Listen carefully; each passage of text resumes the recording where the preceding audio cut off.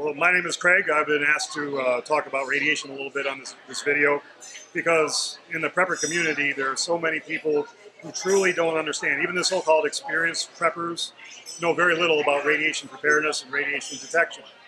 So basically, the attitude is among preppers that the bomb's got so much bigger, they're not survivable, why bother trying? We're all going to die. I'll just face the bomb, I'll be dead. Well, unless you're at ground zero, you're going to be alive the next day. And then you're going to have to find out what in the world you're going to do now, because now you're alive, you didn't expect to be alive, and now you don't know anything about what's going on. So I'm traveling the country trying to prepare the preppers, or survivalists, back in my day it was called, about how to survive and prepare for a nuclear event, whether it be a nuclear, all-out nuclear warfare, or a dirty bomb, or a nuclear power plant accident. There's lots of dangers today, always has been, and they aren't really getting lesser, they're just getting different. Politically, we don't expect an ICBM to come across the ocean anymore, or a bomber to drop a nuclear device on it. Typically today, a nuclear device, man-made nuclear device, would be something in the nature of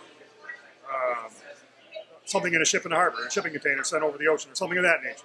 So the dangers are different, because you have the difference between air bursts and ground bursts and so on. We don't need to get into all that, but basically I'm trying to impart to you, nuclear events are survivable.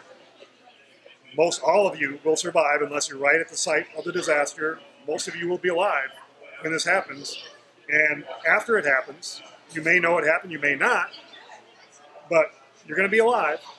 You may be injured. If you aren't injured, you're going to get sick later unless you've done some kind of preparation.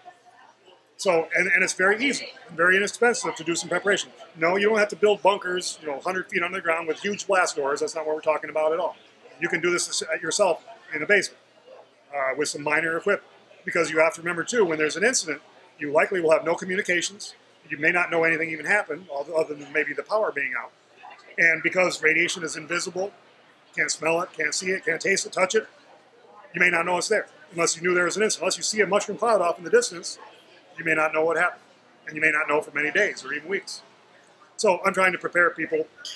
I have an array of equipment that I travel the country with, trying to prepare people to detect, but I also do presentations around the country to try to get people to understand how to survive and prepare for it without spending a whole lot of money on equipment.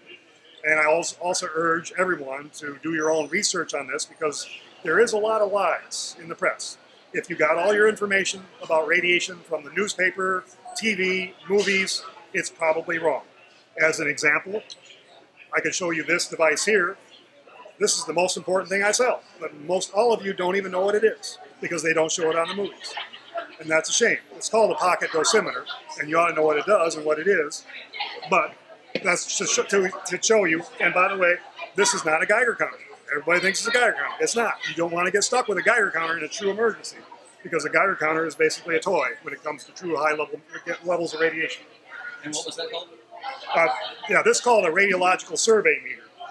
This one here is a Geiger counter, and you can tell by the difference between the wire and the Geiger-Muller tube.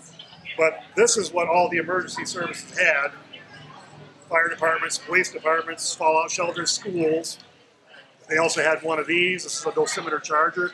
They also had the dosimeters. That's what all the emergency service had. They'd never have a Geiger counter until they had these other things first, because this was optional. The problem is this is 10,000 times more sensitive than this. You could take a Geiger counter out in a high-level event. It doesn't have to be that high, because you can't overload it easy. When this tube is saturated, the Geiger-Muller tube, when it's saturated, this won't read anything at all. It'll be totally dead. It'll be zero. So you go outside thinking everything looks fine, and it could be a very high-level event. You wouldn't even know it with a Geiger counter. So again, you've been misled all your life about radiation from the media.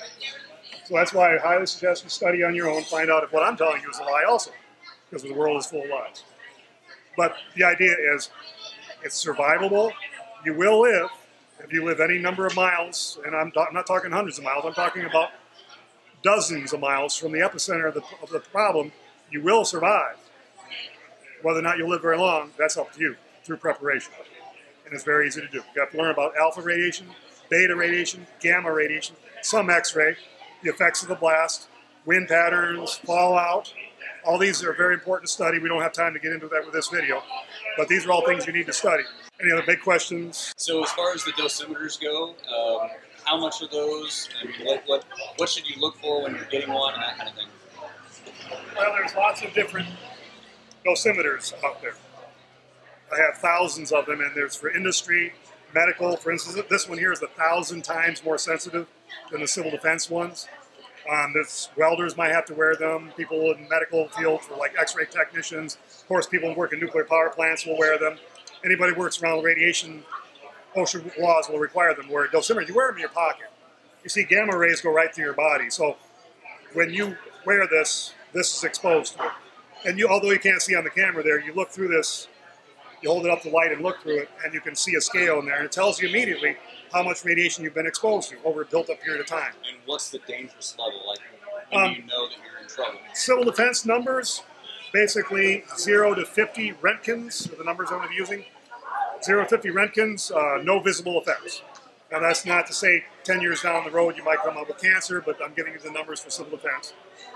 Between 50 and 200 Roentgens on this, and this only goes to 200. You will get sick somewhere in there, depending on your biotrain, how healthy you are, but you will not die at 200. You will recover.